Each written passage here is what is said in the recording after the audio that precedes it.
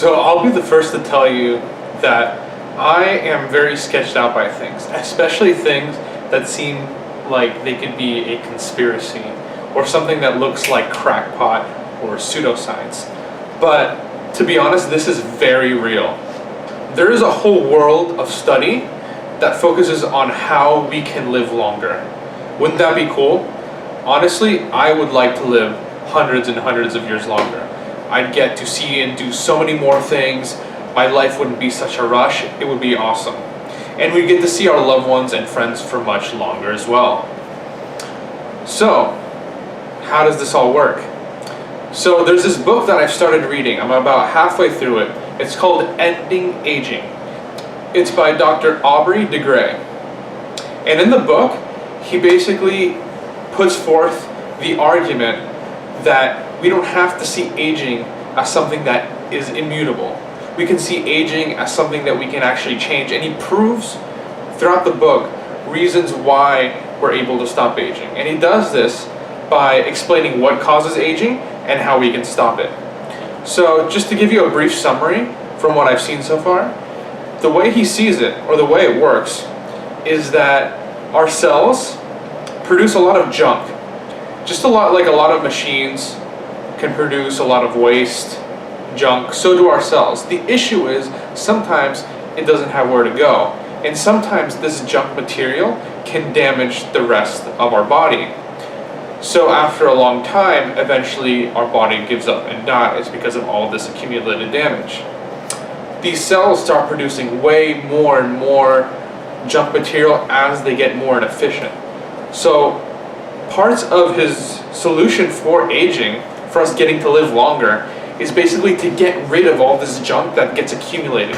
You might have heard of free radicals and foods that help eliminate free radicals. Well, free radicals are just that, an example of some of the junk that's produced just because of our cells working. And he also talks about potentially removing those cells that actually cause all this junk waste because they're just so old. It all sounds really cool in theory, but how practical is it, and do many people buy into it? So apparently it is pretty practical, and there are people putting tons and tons of money into this. So I really do think that this is something that people, even now, today, can get involved in by studying something related to this, or getting involved in a startup that is trying to tackle this issue. So a week ago, I saw this article, and it really, really drove me to want to read this book, because the article was about this idea that we might not have a limit to aging, and that all the people who have been saying that our limit is at 120 years or something. I think the oldest person to have ever lived to 121 or something, which is such a ridiculous age. Hope I can get to that age. These researchers found that there's no evidence for us only being able to reach somewhere along that age. And they actually found that there is actually nothing really stopping us from living indefinitely.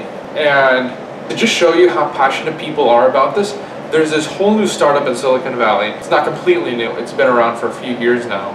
It's called Human Longevity, which is the most straightforward name you can see in a tech company. Especially now that every single tech company has a weird made-up name that has nothing to do with what they do. So Human Longevity does exactly what you'd expect them to. They're trying to research a treatment that they can then put out into the market, which basically, I don't know if necessarily cures your aging yet, but will at least hinder it, or will at least prevent it in one of the many ways that it can. Because aging is something that is caused by a multitude of factors, not just one, so you have to start with one. So I looked through a lot of the jobs, and I was surprised to see the wide diversity of jobs that you can take part in.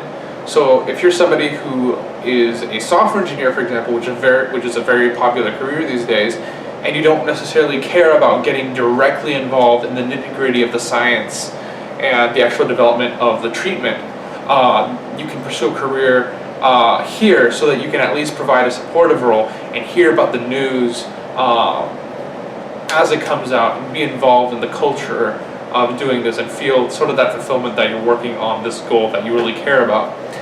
If you actually want to be involved more in like the nitty-gritty science and theory and the development of a treatment, then I would advise you to study nanofabrication, nanotechnology, bioengineering, and I would really urge you to go for an advanced degree in these because, like I said, this is a very new area, and so getting a PhD is very crucial for you to be involved in this industry. That is, unless you're doing a job such as software engineering or data science. Data science is also very important because I've seen, even before I heard about this whole movement to extend our lifetimes indefinitely, I had always heard about data science being used to track aging patterns and to analyze data related to our health. So they also employ machine learning engineers and data scientists. So if that's something that you're interested, you might want to, as you study data science, because it's something you're passionate about, try to do projects related to biology or with health. I'm going to post the links about the startup and about the article about aging, and also a link to the book, Ending Aging, in the description below. Follow me if you want to learn more about future technologies, and not only learn about them, but also learn about what you should study today, different ways you can get involved in order to make an impact on the future. Because our world is changing, there are new technologies coming about. Universities aren't completely suited to handle these new jobs and these new technologies that are at the forefront of our economy. So what I like to do is I like to educate everybody about these. I like to talk about the different skills and techniques you need to learn in order to get a job in these exciting new fields and make an impact. Whether or not you want to study very academically or whether or not you want to take on a more supporting role in these endeavors. It's always great to know what field and what you're getting into and what the mission is behind it.